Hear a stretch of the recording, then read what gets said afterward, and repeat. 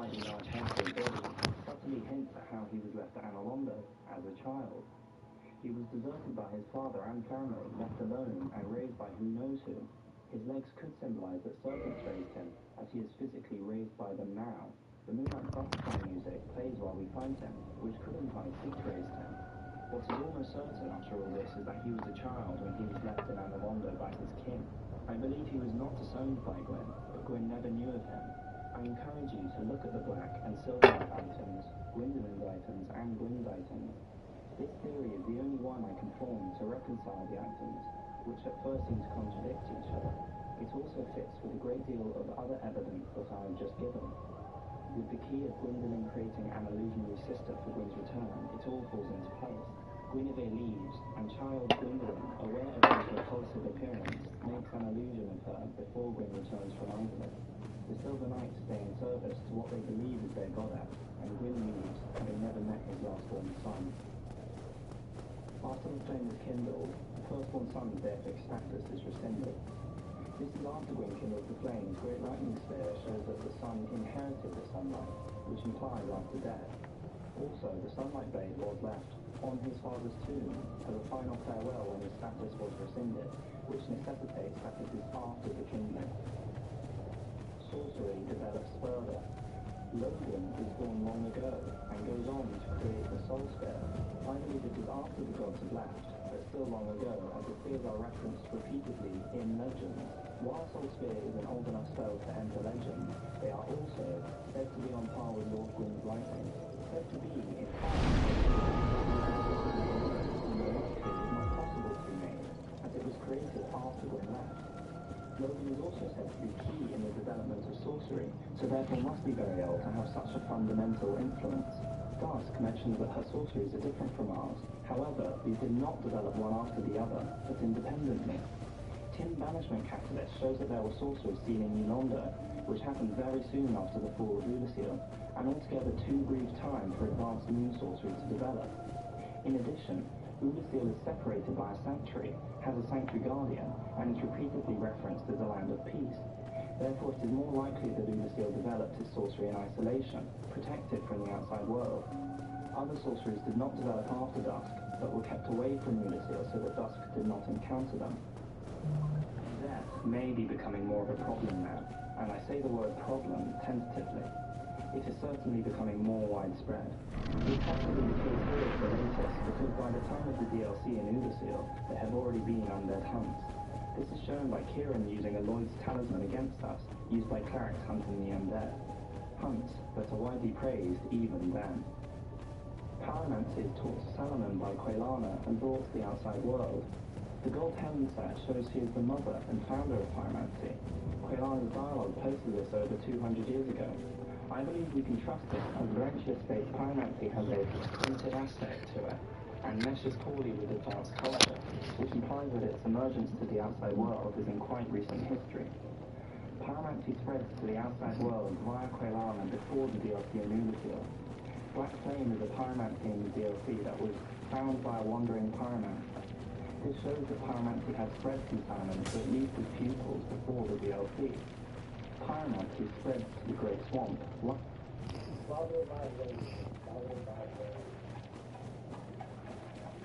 Come on, man.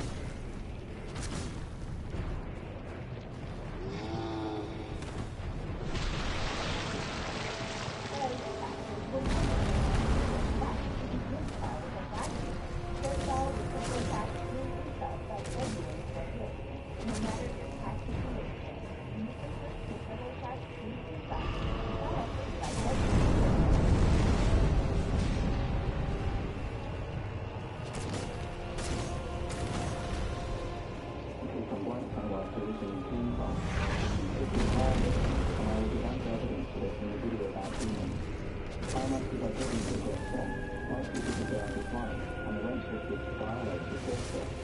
In Salamon, Pyromancy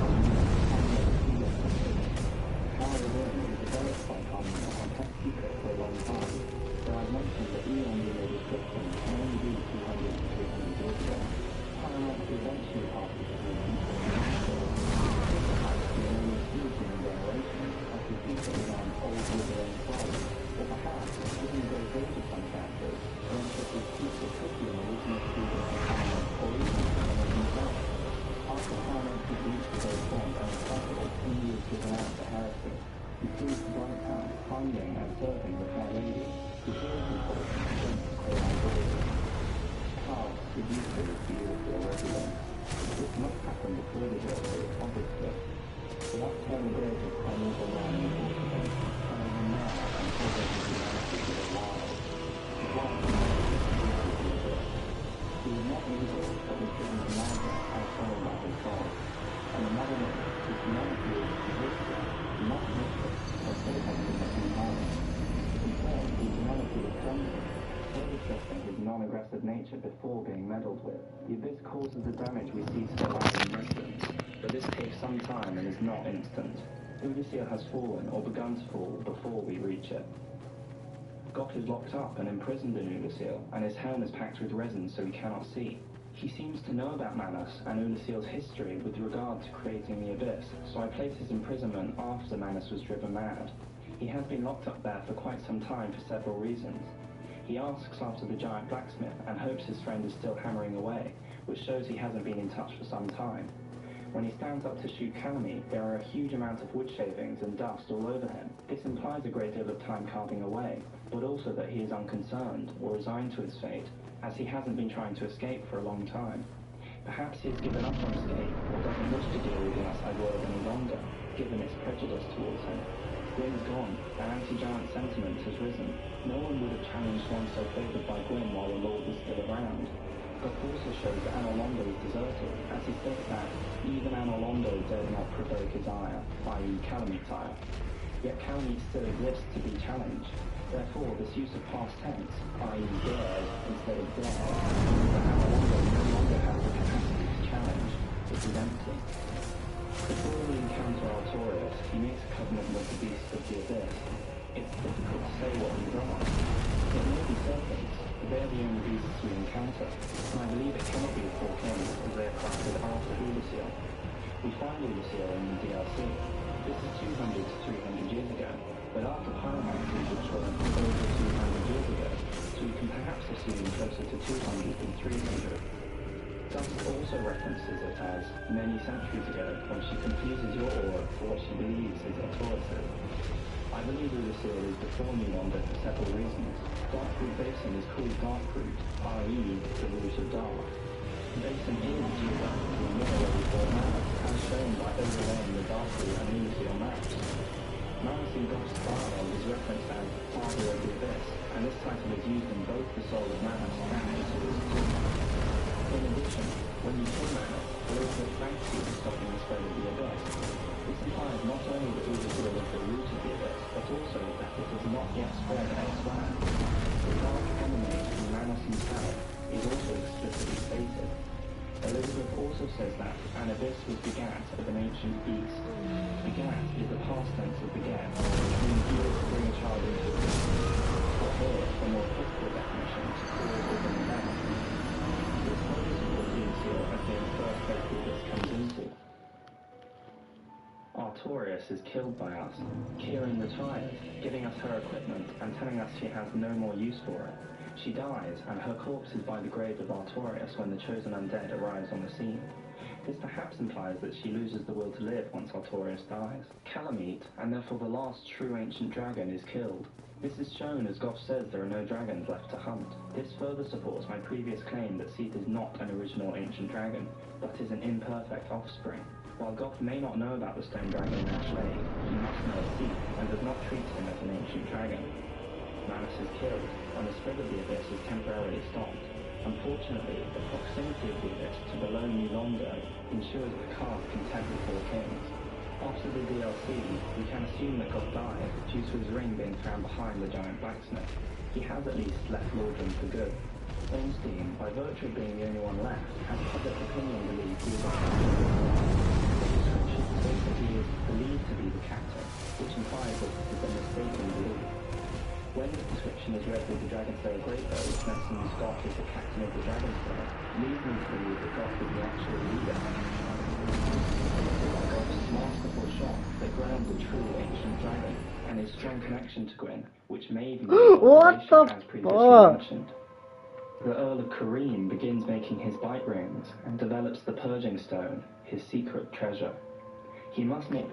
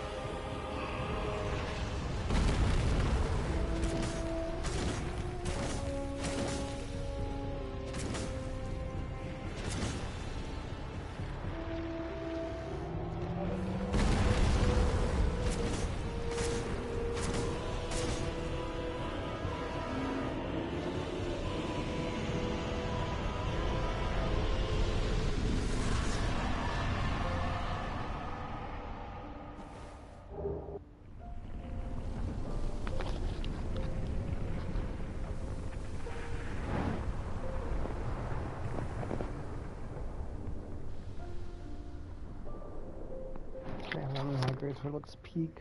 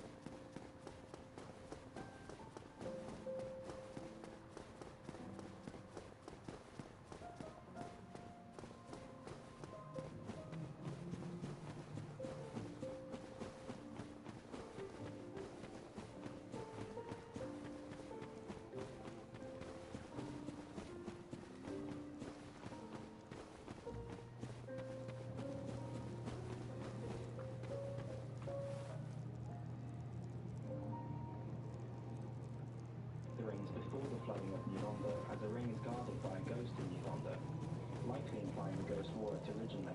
This may seem like an odd point to include in the timeline, but the early development of these devices, and when they were made public, are vital for reasons I will get to in future videos.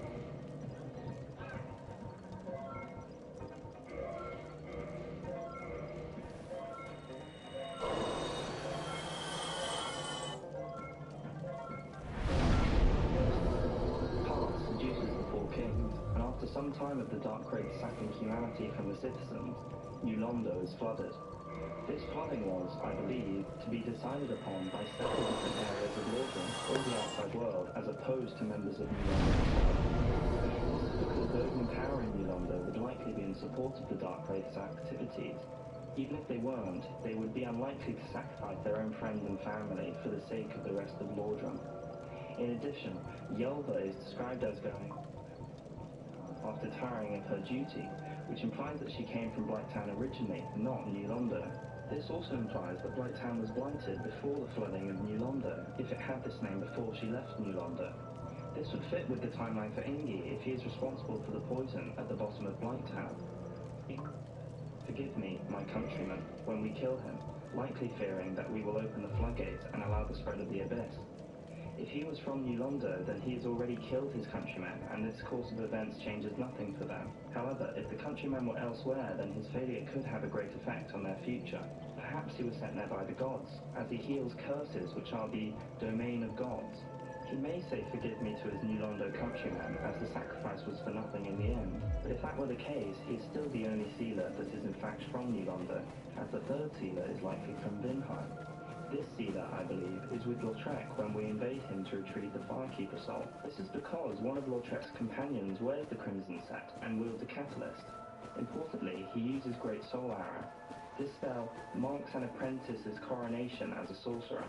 placing the Seaver's homeland firmly in Vinheim. Therefore, it is likely that there was an agreement between Vinheim, Blighttown, and wherever Ingrid is from to flood New Londo. Ingrid starts his duty believing Artorias has traversed the abyss successfully and is still alive, showing that he was sold the lie of Artorias' legend, and the flooding was after Artorias died. This is from the fact that if Artorias had traversed the abyss in New Londo after Ingrid flooded it, and either Artorias died, in which case Ingrid would not be mistaken on this point, or the four kings would have been slain, in which case Ingrid could relieve himself of duty. As Ulaseel's ruin is turned to the dark root of the present, the archer hero Faris is killed. We find a bow with feather arrows used by the Lord. The armor set found with the weapon is the hunter set, made complete with Faris' hat. This hat is found worn by a bandit, a member of Albinia's covenant. This bandit is a woman, and Faris is explicitly described as a man. Therefore, we can assume he has been assassinated, perhaps as part of the Havel plotline, given the corpse overlooks the exit from the watchtower. A plot against the gods is started. It is not, as has been assumed, carried out while the gods are still in Anor Londo. I believe the plot strikes at Nito for his power, as his power is involved in staving off death of the gods, feeling it would make them vulnerable. I place the plot here on the timeline for several reasons. The first is that Havel is likely involved with the plot, and is going to cast Havel his dad. But we know from the lack of the watchtower in DLC that he cannot fully lock up until after the extra content. Second is that Vamos too was likely involved in the plot due to the effigy shield.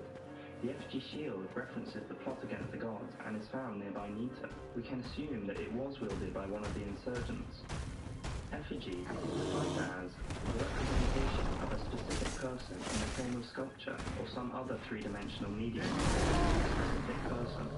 Upon close inspection of the shield, we find it to be wearing a helm which looks remarkably like the royal helm, very much like the royal helm, and is particularly hide away for eternity. He is just a simple blacksmith repeatedly, an odd thing to say, since we were unlikely to think otherwise. We know he was likely part of the royal line. Perhaps this king or prince challenged the gods. He may have fled after the rebellion and has hidden here since. It is true that the shield design was a shield contest winner. However, they did change the name to Effigy Shield for the game, and so likely designed the royal helm accordingly to give us this clue into Vamos' past. From his dialogue, he shows that he knows New Londo has been flooded. Since he has been in the catacombs with no exit until he breaks into the plot had to have happened after the flooding of New Londo, therefore.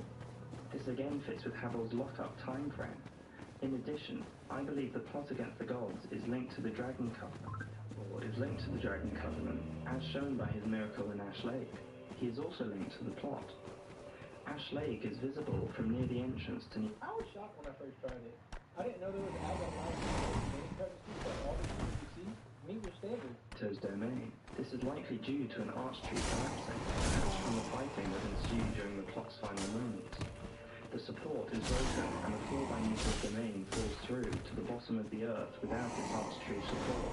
There are also corpses within the broken arch tree down in Ash Lake, which likely aligns with the hole up above, further supporting this theory. In addition, the Dragon Eye item mentions that to be alive is to be vulnerable, and the fiery gods are no exception. If there is not a link between the Dragon Covenant and the plot to destroy the gods, then this is an absurd sentence to be placed here.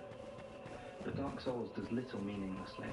Instead, this shows that the Dragon Covenant is actively involved in destroying the gods.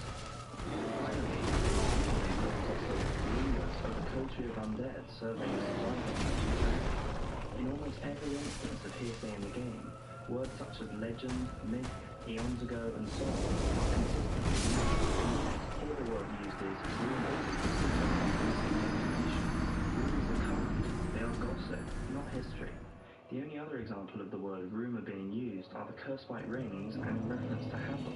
These rings, and the art who made them, are in fairly recent history, as I have previously mentioned as being vital for future episodes, and the rumour of a hero locked up in the Watchtower must also be recent, due to the Watchtower not existing in the DLC. Therefore, the plot against the gods was not over 1,000 years ago before the gods left, but in far more recent memory. Seed sends his servants into Ash Lake. In doing so, he retrieves the Hydra and some clowns, as I believe Ash Lake is the original place for both creatures. The Japanese name for Hydra in the Japanese version of the game translates as Lake Beast. The only lake we know of is Ash Lake. The clams are shellfish, far more suited to the beachside as we find them in Ash Lake than in a dry crystal cave. In addition, the two are symbiotic in the environment of Ash Lake. The clams bury themselves in sand, not only showing that they are at home with the sand, but also adapted to avoid the Hydra's water attack. They are used to living alongside one another, and therefore this is their natural habitat. All of this has been happening since the DLC. The Undead Berg is built up, the Watchtower is built. Some are banished from the Undead Berg to the depths in this time, for the sin of greed. After a number of people are banished to the depths, a door is built to separate the depths from Blighttown, viewed as a vile place even by the inhabitants of the depths. One assumes there needs to be a decent population in the depths before this sort of activity can take place. The Gaping Dragon preys on the holder of the key, who is unfortunately eaten, and so the door stays locked until our arrival. Havel is locked up. I will reference the individual in the Watchtower as Havel for the moment, but I will not give my opinion officially. As of yet, that is. This is not by Gwyn, who is already Cinder before the Watchtower is even created. Therefore, the old friend that is so frequently speculated upon cannot be Gwyn. It may be Seath, which is likely given that they are enemies. Support for this idea is that a moonlight butterfly, a creature created by Seath, guards the key, which is also held by a blacksmith who is cursed and turned to stone, which is another power of Seath's. Another candidate that I would put forward is Allfather Lloyd. Havel was likely an apostle of Lloyd, and perhaps, in becoming a apostle of the Dragon Covenant, saw enlightenment and wished to turn against Lloyd. Havel is a whole other topic for another time. Once again, in the Watchtower basement key, we have the use of the word rumors, which, as mentioned before, is a careful choice of wording to imply recent events in the context of history. The dialogue of Andrea Vestora also supports Havel's imprisonment being recent, as he mentions that he knows of a divine blacksmith in Darkroot. However, this divine blacksmith is dead, holding the key to the Watchtower.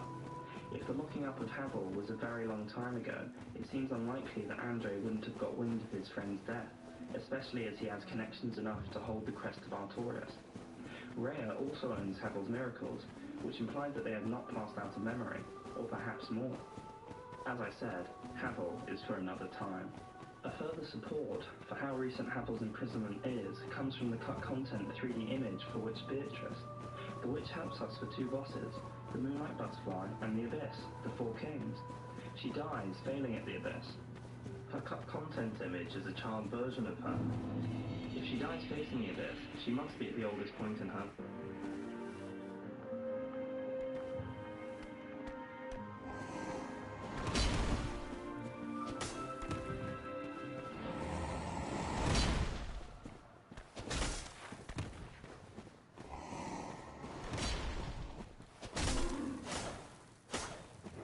Moderate to severe Crohn's symptoms can be Guy Rizzi, feels symptom relief at 4 weeks. People were in remission at 12 weeks, at 1 year, and even at 3 years.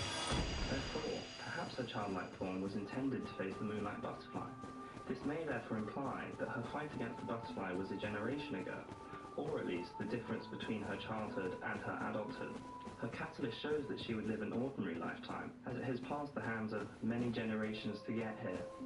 She is not of a line like Quelana, those who can live seemingly indefinitely if they aren't killed.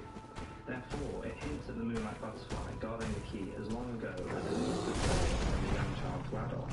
Let us say, at least 15 years. After the plot against the gods, Pinwheel steals the power of Nita. This action is after the failed plot against the gods. It cannot be before. It cannot be before the plot against the gods, as the effigy shield states that they attempted to steal the power of Nita. If Pinwheel had stolen it already, then the insurgents wouldn't have had to have challenged the gods themselves, as shown by the gap in the archery support near Nito's domain. He has yet to steal from Nito himself. He stole it not too long after the plot against the gods, as there must be enough time for him to establish himself as ruler of the North and has actually built the legend of the Undead previous to the game beginning. 100 years is from from Ricketts dialogue, who states that Logan turned undead 100 years ago, and the crestfallen merchant, who says that for 100 years the undead have tried and failed to get to Anor. However, Logan does not seem to be pursuing the undead legend, so it is unfortunately not two independent supporting pieces of dialogue. The crestfallen merchant, I believe, is not undead, but attempted Sen's Fortress before it was used for the undead. Therefore, his 100 years is quite likely to be true, as he would have seen when the undead first started coming. I believe he is not undead, as he never uses an Estus flask. In addition, the dialogue of him going hollow, a classic moment for almost every NPC, was cut from the game. Furthermore, he states that he has his head about him, implying that he isn't going to go hollow as he is fully human. Also, he seems to make a distinction between himself and the undead. He states that, "I took on Sen's Fortress alone, but I'm not different from those vile creatures. I was driven by conceit." This shows that he does not include himself in the vile category of the undead. However, like the undead falling for the undead legend through conceit, he was perhaps conceited in attempting Sen's Fortress with the aim of becoming a Silver Knight. For the reasons mentioned previously, about Sen's Fortress being recycled, the likely role of New Londo in the Four Kings, and the general messiness of the undead legend, I believe the undead legend is only a recent solution. First there is one Bell of Awakening, then there are two. The demons fight against the fulfillment of the legend, yet have a bell in their domain. Gwyn supported the Four Kings when he left, giving them a soul shard, yet you need to kill them to succeed Gwyn? No, it is all too messy. This was not the original plan. Thus, this legend is a recent, artificial product that is fed to us in our character. Further support for being recent is the form of dialogue that both Oscar, Gwendolyn, and Guinevere give us when discussing the legend. As Guinevere is an illusion, it's only really Oscar. Oscar talks like an ordinary character until he relates the undead legend, at which point he starts to use caricature medieval language. This moment always struck me as writing in a game with an otherwise excellent script. Gwendolyn similarly talks in a manner which seems overly dated, yet he is the youngest deity we meet. He is younger than Quelana, Goff, and quite possibly Artorias and Kieran, yet none of these characters talk so ridiculously. Goff talks in clear, modern language, as do all the other characters we encounter. Just listen to the language of the legend.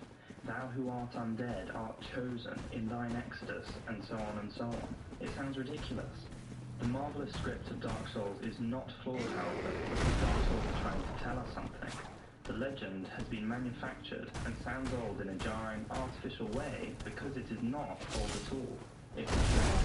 We're being fooled, as Oscar has been, to believe that this legend has been around for eons. It's been followed and failed at, and that a true hero will come soon. Instead, we're a new solution to the old problems. To fix the problem of the undead and feed the flames, perhaps now the Four Kingdoms are carrying out their roles. I'm aware we all know that we are now being shepherded as fodder, but I want to show that the legend that we follow is a recent creation. Ingrid is deserted by the two other sealers long ago. This is from the cut content, Ring of Blind Ghosts, and the Crestfallen Warrior dialogue. At some stage before the chosen undead arrives, a dark beast assaults Astora. This is long ago enough to pass into legend, but it can only be placed before the chosen undead, with certainty. Since the ring is found in the depths, we can maybe assume that the beast assaulted Astora before the undead Berg began exiling people, and maybe the wearer of the ring is one of those with insatiable greed.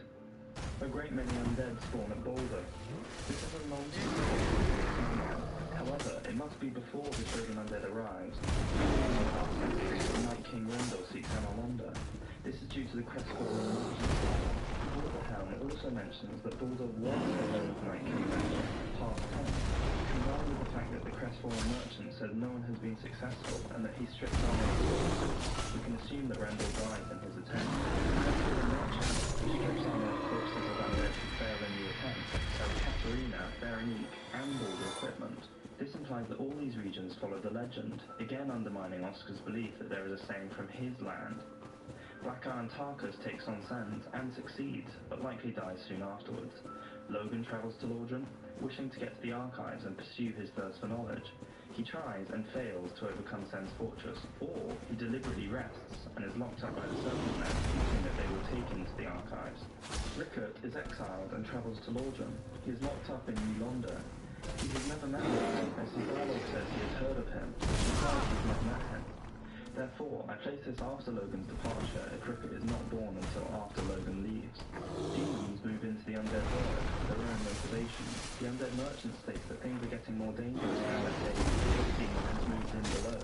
This implies a recent development. Finally, we got one thing, the chosen undead. Velcro is still alive, and she is the Book of the Guilty. Also, her talisman is still alive, and she is versed in arts old and new. The firstborn son is still alive as well, as he still watches carefully over his warriors. We enter this complex world with no idea of all the wedding intentions and the history that we are about to become a major part of. And the rest is history. I hope you all found this interesting and the analysis wasn't too intense. There was a lot of research that went into this video, and I hope it gives some more insight into the lore of this well-loved game. In order to do the timeline in detail, we had to approach the lore in its entirety. Thanks to this broad, yet in-depth and time-consuming research, we are ready to move to many other aspects of the game. Dark Souls has many heroes, but few legends. Logan is one of them. Logan is the most accomplished human sorcerer in the world, and the Dragon's Seat is the only one who has gone deeper. Logan is remarkably old, and he has not wasted his time, but his intelligence is not overbearing or preaching. It is gentle and almost invisible. Logan sees He is not only part of the Vinheim Dragon School, but a royal member. Oh, Big Hat. Of course I've heard of him. Who hasn't in Vinheim? He's a royal member of Dragon School. His time as a academy is just profound in reaching his highest rank, but he is also an innovator. He develops new spells with methods entirely of his own, such as These spells have become symbols of strength. Their power told in legends about him. Their effects are so powerful that there are whispers that they rival the lightning of the very gods. Local doubts in the power of the gods and their special presence in the world. His legend has spread far and wide. He is known even in Mordran, a land populated by hollows and monsters more than the same. Why, did you see him? Big Hat Logan, the legendary sorcerer. In the flesh, this place is simply mad. Legendary heroes popping up left and right. They're making me feel quite inadequate, to be honest. After a long life of study and practice, a new life begins. 100 years ago, Logan begins a life of undead. He faces this new way of life not as a curse, but as a world of new possibilities. In the land of law... I've never seen anything like this. These feel heavier than last year. And how about Jaheim Bell the 17? Oh my god, oh my god, oh my god. I just kind of went by that. Are you joking? There be dragons. The Vinheim School is named after dragons, and now as an undead.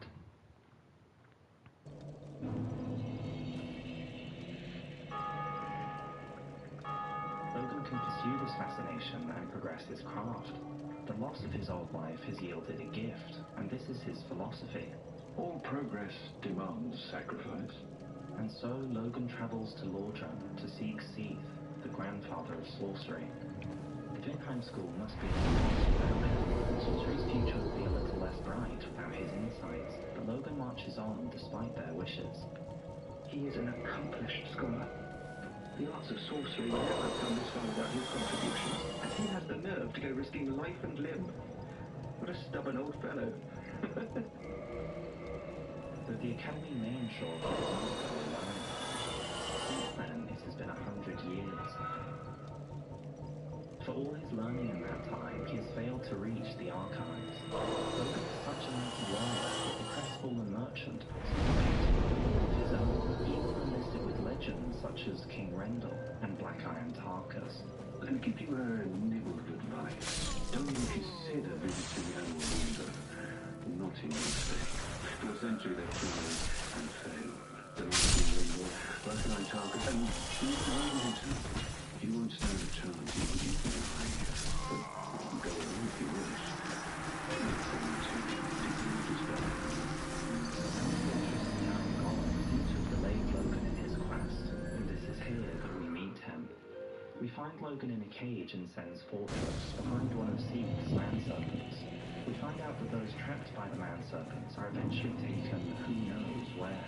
If a hapless adventurer becomes attempts to overcome the fortress, the Serpent Men will not kill him, but lock him up in a lonely cage. Eventually, unless they have forgotten, they drag the victim off to who knows where. Logan being such a powerful sorcerer, and the fact that he has found once again locked up as a property of Seed later in the game, albeit in a much sturdier cage, does make one wonder if his capture was deliberate. Why risk the Iron Golem when you can simply be ferried to the archives of an experiment and escape from a confinement? Whether deliberate or not, Seed has procrastinated on his duties. As the key item explains, they may have forgotten Logan. Whose intellect needs stimulation. This place is melting my mind. Oh, that's so cool. We free him, and Logan returns to the Firelink Shrine to rethink his approach. Now we get to know the man behind the legend. Most sorcerers respect the clothes of their Vinheim school and wouldn't alter them, but Big Hat has never felt all for authority, and has swapped tradition for the enormous hat he is well known for. He does this for the same reason he has never changed his Sorcerer's Apprentice robes. Focus. He has applied himself so fully to sorcery that all distraction is removed, whether it's concern over his appearance or the interruptions of other people. He leaves his robes as they are, but dons a big hat to block out people's stares. Gigantic hat worn by the great sorcerer Logan completely hid his face, which led to his nickname Big Hat. Famously antisocial, Logan used it to block out noise and people's stares so he could focus on his own thoughts, but it does not possess any special magic powers. His thinking needs peace, and he doesn't like the questions of passers-by. He desires solitude. Miyazaki has said that he looks like someone who doesn't like other people. I can empathize with that. While it may be true, we hope Logan still likes the Chosen Undead. In fact, despite the impression of the Big Hat, it does seem that he is a kind man. It may be that a love of learning and wisdom drives him, and it is not dislike of people in himself, but a frustration of being disturbed in his progress. And his love of wisdom goes much further than focus. He has a passion that comes through when he talks. You really are very diligent. I quite understand. Study is invigorating. The beauty he finds in learning makes Logan's dialogue special, even beyond the world of Dark Souls itself. Such a storehouse of knowledge, so close but just out of reach. The thought offends me so I could simply die. As a student of the arts, you understand me, you know? He shares his knowledge with us, perhaps showing that he does care for people, or is good enough to help them. More than the spells in-game, the broader things he teaches. He is gentle when we are found lacking. I'm afraid that you are unable to learn sorcery. The basic framework, you see, it cannot be taught. Oh, do not fret. Life isn't all about sorcery. You will find your own way. And full of kind words of advice. Don't frown with regret. Peer forward, with your head high. He genuinely cares about us. Hello there. Glad to see you alive. Hello there. What have you been up to? I thought that perhaps you'd gone hollow on me. And warns us away from danger and imprudence. You have great potential. Don't go and die of... Taxes? What's so taxing? So stupid. Over nothing. His time at Firelink Shrine is marked by an attitude of sharing, giving us an access to knowledge well beyond what he needed to provide. He may have owed us, but he could have imparted half of what he did, and we still would have been happy. He even does it with a warm heart. Come again, any time you please, for I too learn, whilst teaching a student. But Logan is Big Hat after all. For all his kindness towards us, there is a wide world of discovery out there. Just as in his early days of focus, blocking people out, he now becomes solitary again. He vanishes from the Firelink Shrine in pursuit of new knowledge. Knowledge which cannot be shared as it is yet to be discovered, and Logan will need to take it from its brute form and crystallize it. This time he is successful in his journey. Whatever method he uses, he makes it to Seath's archives, and, with our help freeing him from his cell, gains access to Seath's great trove of knowledge. He promptly explains to us the difference between our undeath and Seath's. Ah, the secret of Seath's immortality. If you have fought him and were in prison, you must know that Seath is a true undead, different from ourselves. His wounds close promptly, and no mortal blow affects him, granting true insulation from death. It is an effect of the primordial crystal, a sacred treasure pillaged by Seath when he turned upon the ancient dragons. He do this to help us slay the dragon, so we can gain access to the innermost sanctum of Seath's collection. So only by destroying the primordial crystal can you so much as scratch his hide. And it so happens the primordial crystal is in the inner garden of these very archives, the Crystal Forest. It seems he had already gained what he needed from the primordial crystal. As the Crystal Sages in Dark Souls 3 say, Logan found the quintessence of sorcery in the facets of a certain crystal. Whatever his reasons, this may be a window into Logan's true interests. He begins to explore the depths of his investigations with the passion that has accompanied him through his life. At first, he is fascinated by Seath's discoveries. The tomes stored in these archives are truly magnificent, a great pool of knowledge, the fruits of superior wisdom, and an unquenchable desire for the truth. Some would say Seath had an unsound fixation, but his work is a beautiful, invaluable resource. And despite the world believing Seath mad and cruel, Logan confesses to bear no antipathy for his wonderful history. His intelligence is as sharp as ever, giving us ideas not only for Dark Souls, but for one. Time is a little. Let's delve in promptly. Nature. When we say farewell to him, his tone is so bizarre, we can't tell if he's misheard us or saying goodbye in return. Come again. He begins to be distracted not by the outside world within his heart, but by his inner mind, which is fragments unhelpfully through the influence of Seath's tone. Oh, there you are. It's been a while. Or were you just here? This fascinating place defeats my sense of time.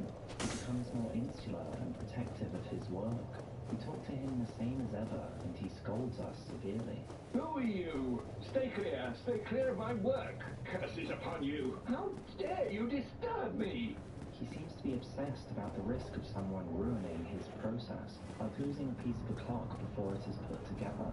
The threads of attention are hard to hold together, and Logan is trying to unify new ideas that are complex.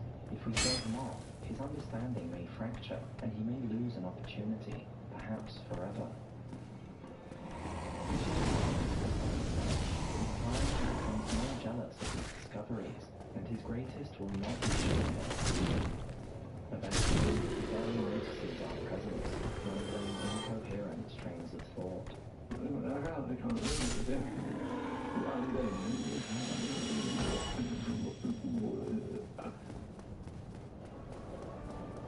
never know if they made sense to anyone, even Logan himself. He seems to have gone mad with knowledge, as it became more obscure, less and less shareable, less and less understandable. Impossible to keep track of or bring together, it seems to have broken him. His pursuit of it comes from passion, addiction, and he is lost to the depths. Reaching his naked so that his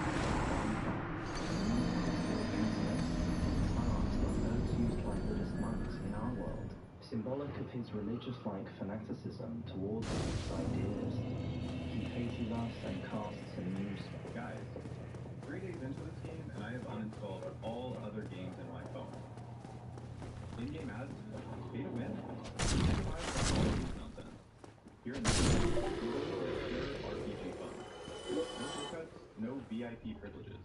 Al, White Dragon Breath, in an attempt to kill his old pupil.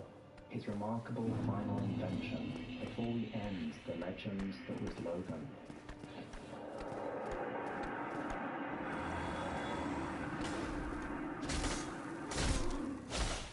Why is he naked? Is it symbolic of the death he received wisdom? Is he gone mad in the literal skin seems normal, and the last time we saw him, he was full of intention. In fact, even in this naked state, he still creates white dragon breath. Old Big Cat, in his mad, disrobed state, made divine works such as this. Hollowing doesn't happen while in the grips of a suit. What if he wasn't mad, but political? Logan had long believed the mind was the key to progress. Intellect is not fate in that it prefers reasoned and analytical thought to understand the world. Logan has already been accused of heresy because, As he sees it, there are no gods, no transcendence, only truth. And Logan only wishes to elucidate it. It is this heretical methodology that allowed Logan to advance sorcery to the point that he has. In word, he is a hero, despite the awful rumors. Logan seems to be ruthless in his belief that with intellect and understanding, all can be achieved, even divinity. With logic, we can access the power of the gods, or the dragons. Later, much later in time, another will stumble upon the works of Seath and of Logan, wielding a staff just like Logan. The terrible king Osiris, the consumed king. The Dark Souls 3 version of White Dragon Breath says, Seath's research seemed to strike a chord with old Big Hat, who, in his mad, disrobed state, made divine works such as this his own. Osiris was no doubt edified by this. After his edifying exposure to Logan's work, he went down a path that involved becoming dragon-like. This sheds light on our final meeting with the great sorcerer. Logan is not naked from pure madness, but out of a mad desire to become dragon-like. Miyazaki says in the DesignWorks interview, it's Logan's goal to gain the power of the ancient dragons. So in order to do this, I had an image of him casting off his human clothes. Logan's research has led to the desire to transcend, but in his own way. Miyazaki says more. But there was also this image of the player leaving something of their humanity behind. Similarly, Logan removing his clothes is his attempt to bring himself closer to Seath in some way. Although I couldn't take his hat off because no one would recognize him. But personally, I like to think that unlike the followers of the Dragons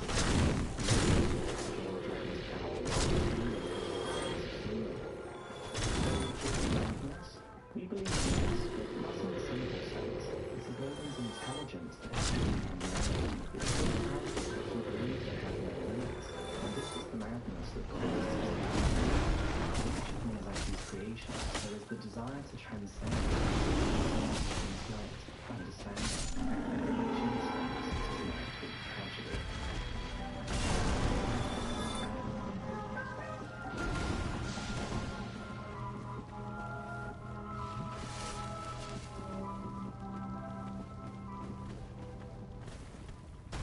Miyazaki may be saying that faith in the methods of logic, understanding, and reason is as dangerous as faith can be. It's something suggested with rituals that cannot stop them. Often, great progress doesn't require understanding, and trying to understand can sometimes cause bigger problems.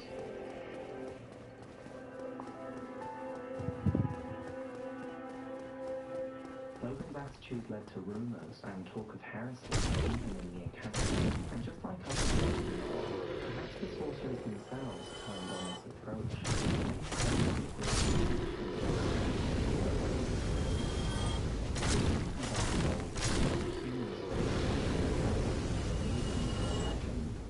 Logan is the marvel of nature. Logan becomes a warning to all those who have discovered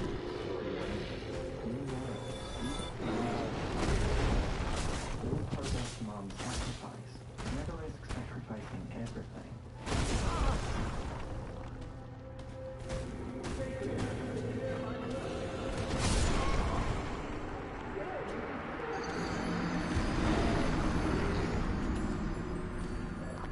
Only 3 rings can be called the Dark Souls rings of power. But which one is the goat, the one ring to rule them all? This video tries to answer that question, so if you're ever asked, what rings you got? You can answer confidently and the entire history of the ring too, because rings tell us Fina had more love than you. And rings tell us a lot about his lifestyle.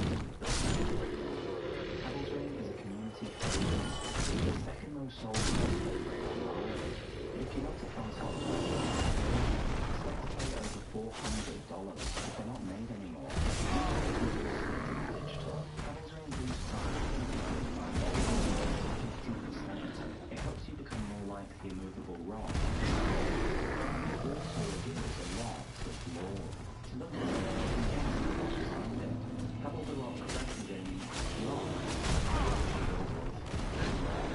and used a tomb of dragon rock. Havel seems to have made this ring, and instead of using his field plays using rocks, but at the center of the ring is a real attraction. Well, you can't deny that the ring gets the job done. But an important question is, who forged it?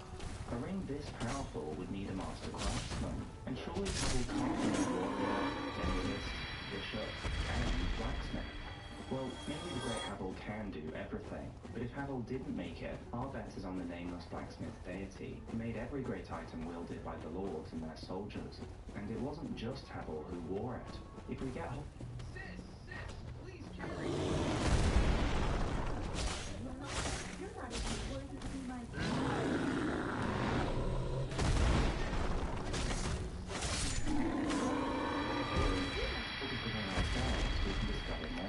You all know we have to kill the Havel in the Watchtower to get this ring. And important tip, by the way, if you kill Havel at the same time as he kills you, you can lose the ring. So be careful at clutch moments.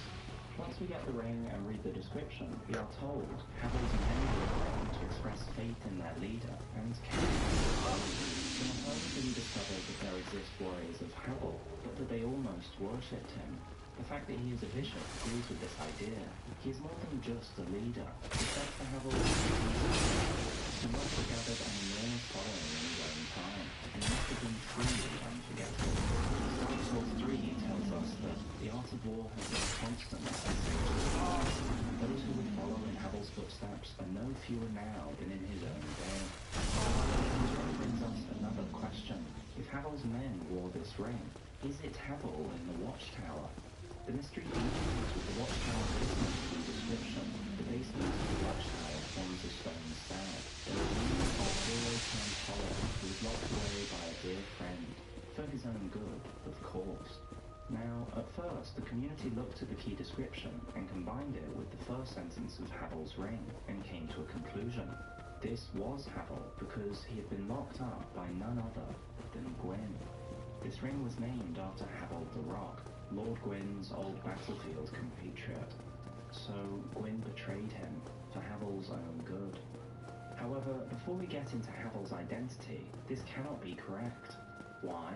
Because Gwyn left to link the flame before the Watchtower basement was even built. It doesn't exist in the DLC until long after Gwyn departed for the kiln of the first flame.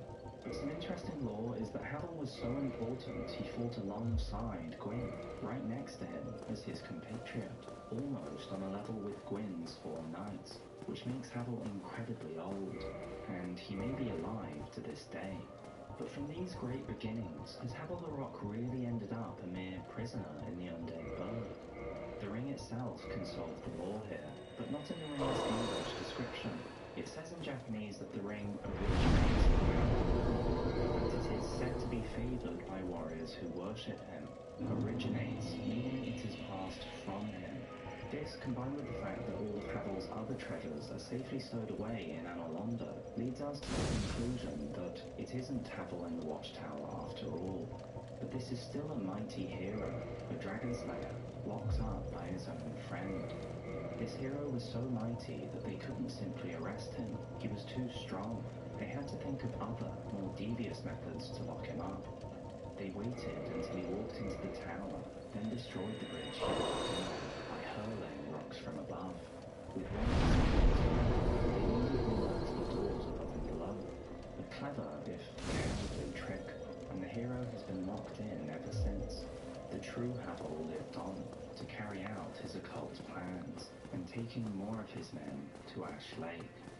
Havel's ring boosts equip load by so much, it truly is the one ring to rule. It is so damn hard to get that sweet quick roll in Dark Souls 1. In fact, for it's hard to fast roll unless you stay naked. So this ring is truly a blessing. The 50% boost even survived the Remastered Edition, the same plan. You're playing this thing.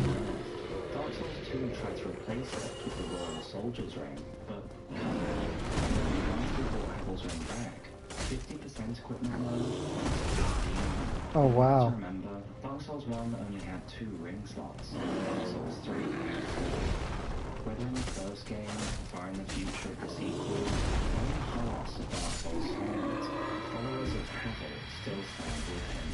Founded as the Rock. And even if there is only one other ring slot in Dark Souls 1, there are some legendary ring combinations that can be made with Havel's ring. Simply legendary. One of which is Flipping Havel. Flipping Havel is not myth, but history, because Flipping Havel was once very real. We're sorry to bring up the trauma for those who experienced this monster, and this monster was made possible by the infamous ring. This is not a ring that as it seems. It looks like its name, Dark Wood Grain, but this is an illusion. The ring is actually made of gold, and only decorated to look like wood. Once again, we have the work of a master craftsman here, but it is not the nameless blacksmith deity. The ring is crafted in an eastern island, outside of Mordran.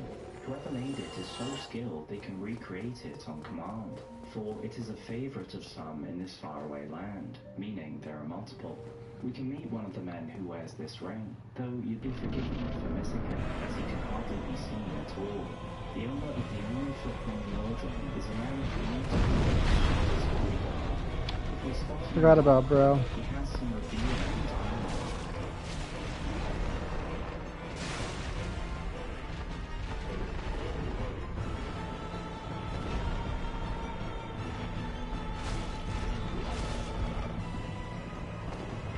Well, this at least unlocks Shiva's dialogue. He's one of the kind. Fucking cries. Always slinking in the shadows. But he's a tough one. You'll see what I mean. So, where is it these ravens slink in the shadows? And these are the types of people who love the flip ring.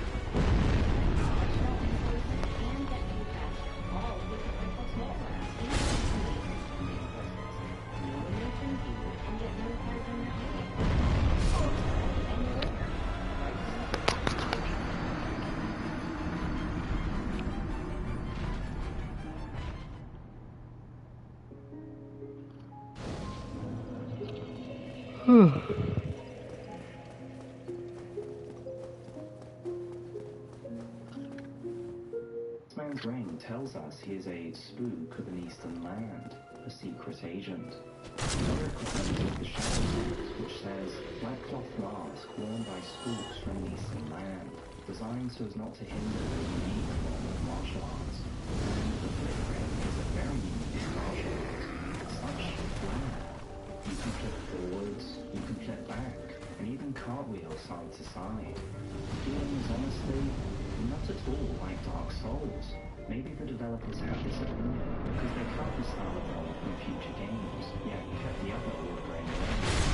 Dark Souls 1 had its quirks. It's the quirks that make it special. If you enjoy flipping and the gadget Dark Souls energy you want, it is still something ironic. Flipping is the most attention-drawing role possible, which is a weird choice for a sequel. Fucking cries. If you want to say, notice me, you get around like this.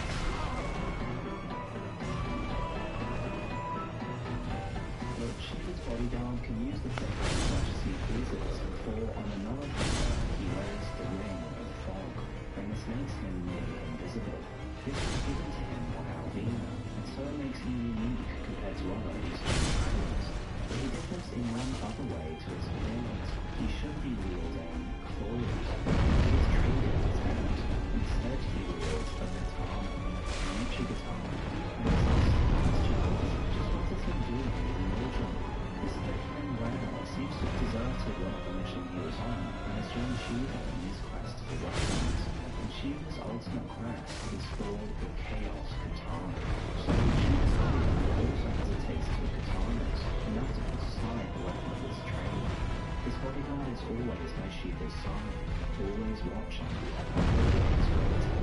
Shiva has gathered many treasures, but he's not yet found his ultimate prize, Chaos Blade, the legendary blade of the undead master Lakota. This katana is his dream, and in cut content, if he found it, Shiva would promise him. What if the true katana connoisseur was always by Shiva's side, waiting for the wily treasure hunter to trample upon his head, only to be for it? Speaking of backstabbing, how did he get the ring? Yes, you must join Albion's company, and yes, you don't have to betray the company, but if you kick him off the cliff, grab the ring, hone the bone, and then absolve your sins, it's quick and efficient, and you can still buy your weapons from Shiva. But if the whole story only started with the silent ninja, once we get the ring, the world of possibilities opens. With this ring, ragdoll physics takes on a whole new meaning. Environmental damage such as lava is massively reduced when flip rolling. The backstab now has invincibility frames. It also looks like you're rolling.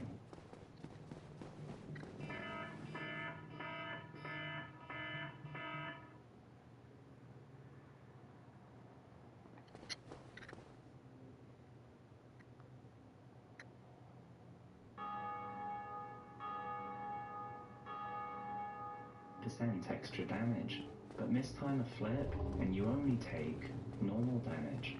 Now you can make unique flips. The most famous among them, of course, was Flipping Havel. Our competitors with all great rings of power, they are nerfed. The flip was possible at 50% flip load, but it is now only at 25%. This is no longer a valid build, and so Flipping Havel isn't real. Flipping Havel isn't real. But is this enough to make it the greatest ring of all time? Some experts claim that Dark Souls has nothing to do with shields, armor, or poise, but avoiding taking any damage at all.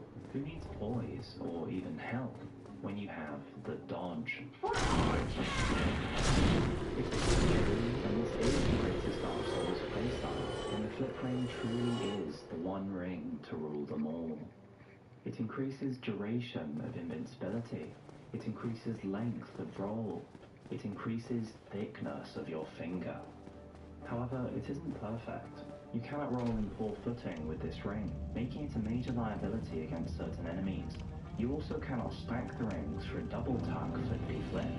And while we personally like the design, it isn't popular for Fashion Souls. There aren't any sales of replicas of this ring in the real world, because no one has ever bothered to make it. God. And some of us want gold to look like gold. And speaking of gold, kicking off ledges, and the greatest of all time, it makes us think of a certain legend, more fearsome even than Flipping Havel. But this legend was once made real by a certain ring, the Fat Ring. Where's my The bonfire Fat at? Ring is the most popular ring in the real world, with current sales nearly double Havel's ring. It also has exceptional lore. We can get this ring by killing Lautrec the Embraced. The ring says, a ring symbolizing the favor and protection of the goddess Fina, known in legend to possess fateful beauty. His armor further stresses the romantic connection between human and goddess, saying, Armor of Lautrec the Embraced, representing the goddess Fina's love. The goddess's arms wrap around it, as if to embrace the wearer.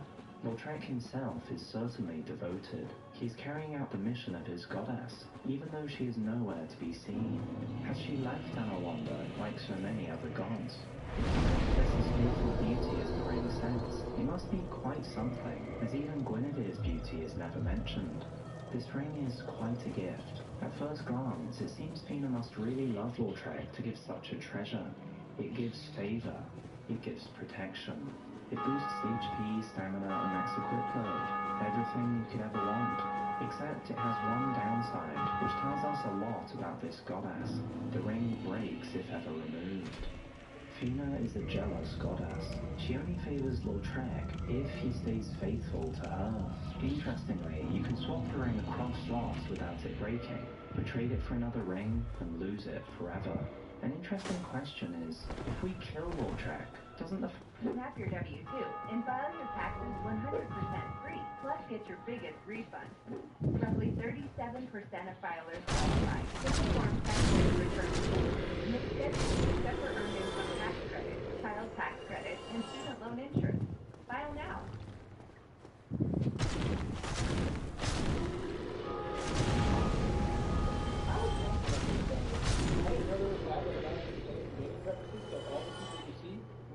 That ring come off his finger? And if so, why doesn't it break? Our Lord says, He doesn't care if you die, as long as you die in love with her. And if the ring lives on, and it brings another to fall in love with her, all the better. Which makes sense, as the ring survives until Dark Souls 3, which is surely impossible if it dies with its former wearer. It left us in Dark Souls 2, replaced in spirit by the Dragon Rings, but even the third Dragon Ring doesn't compare to the Fat Ring. The developers realized their mistake, and we got it back in the third game, though nerfed. Yet even in Dark Souls 3, Fina is called fickle. Let's return to Lordran to find out why. Lautrec's ring is a gift of love, so it could only be found once, right? It is not only her ring's behavior that is fickle, but Fina's own changing loyalties, because in the same playthrough, we can find a second ring of favor and protection. If we trade an item with Snuggly the Crow, we receive this infamous second ring, the second Fat Ring. No other custom ring can be received twice in a single playthrough, which means Fina has turned to another while her sweetheart was on his lonely quest. But who? If Lautrec, the bad boy human, wasn't a strange enough choice for a goddess, Fina has really pushed the limits with her next lover. For you only get the ring if you trade the Xanthos crown. Xanthos King Jeremiah is likely Fina's other lover, or indeed, one of many. Fina seems to like those dressed in yellow, but otherwise, we don't see many similarities. Jeremiah is certainly unique, and a demonic choice for a lover. Indeed, her fateful beauty may take on further meaning here. All of the Izalith family can be found. Eldest daughters, sons, spider daughters, mothers, but no father. Jeremiah is a king who knows the most secret magic of the Izalith family, but he is kicked out of his homeland. Did Fina's fateful beauty cause this rupture? And fateful beauty is also a description given to Helen of Troy. Could competition over Fina's love even have led to war? Speaking of demonic things, in Dark Souls 3 the ring is found on Sullivan's Beast. Is this Lautrec, future, lured like the gaping dragon by his hunger for Fina? Or like Guts from Berserk, warped by his inner rage? Or Fina's next, even weirder choice of lover? Or was it just a doggo And the final piece of lore on the ring is, what is the image on its face? Is it a thistle, or perhaps a flower? It's a remarkable design, but we couldn't figure out what it was. Let us know if you have any ideas. As always, no ring is perfect.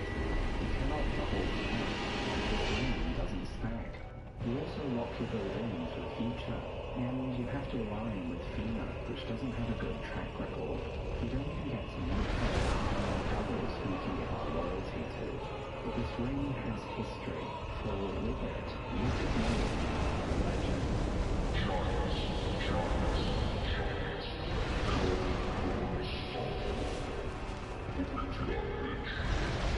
There may be more today who worship the legend than worship the flesh, or even worship Havel himself. Its power, its history, its name must make it the one ring to rule them all.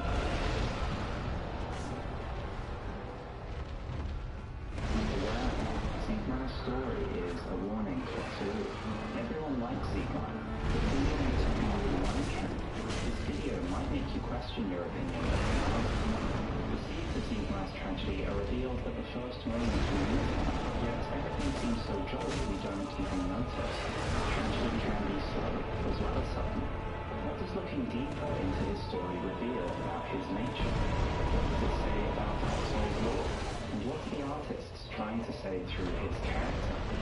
Looking under the layers of the Onion Knight, let's find out the true nature of Sigmar, and why his is the original for each one of us. Meeting Siegmeyer is a memorable experience. Unlike other NPCs, he seems to take no notice of us. His voice echoes in his helmet as he ums and ers about something. After talking to him again, he stops ignoring us, or perhaps notices us for the first time. We pull him out of his distraction, and he starts us on his questline. The questline that takes us all through Lorgen. Siegmeyer has a lot of charm and a lot of qualities that we all enjoy and remember. He is quite literally wearing a main armor, wields a Zweihander, and shouts battle cries before charging the enemy. He talks of adventure, he talks of honor, and his last words are of his daughter. He pops up in the most memorable places: Saints Fortress, Nordwonder, Firelink, Blacktown, Islip, and Bashloak. He seems to be a true adventurer like ourselves, and we immediately take to him. It is always the case in Dark Souls that characters have remarkable pieces, but Siegmeyer's is especially memorable. I am Siegmeyer of Catalina. Booming and jolly, in December, he would be the Lorgen Christmas party Santa Claus. Combine that with his noble wit and knightly attitude, he could be straight out of the King Arthur Book of Legends. He might just be an S on the Dark Souls popularity tier list. As we play through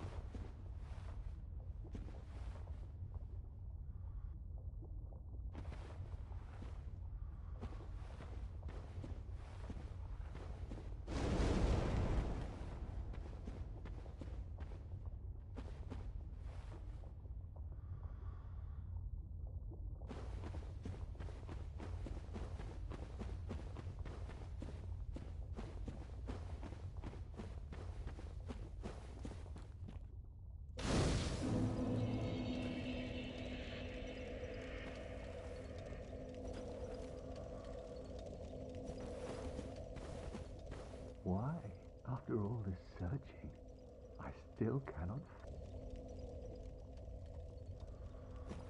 Why? Why, after all this searching?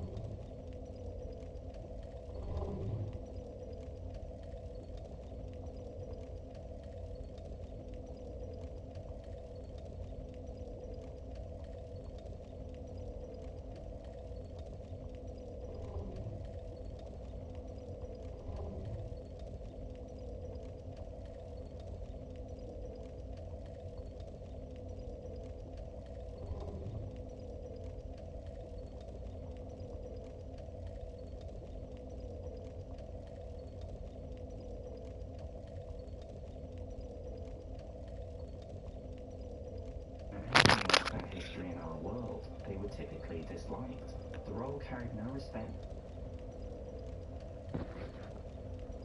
Damn, that killed my king.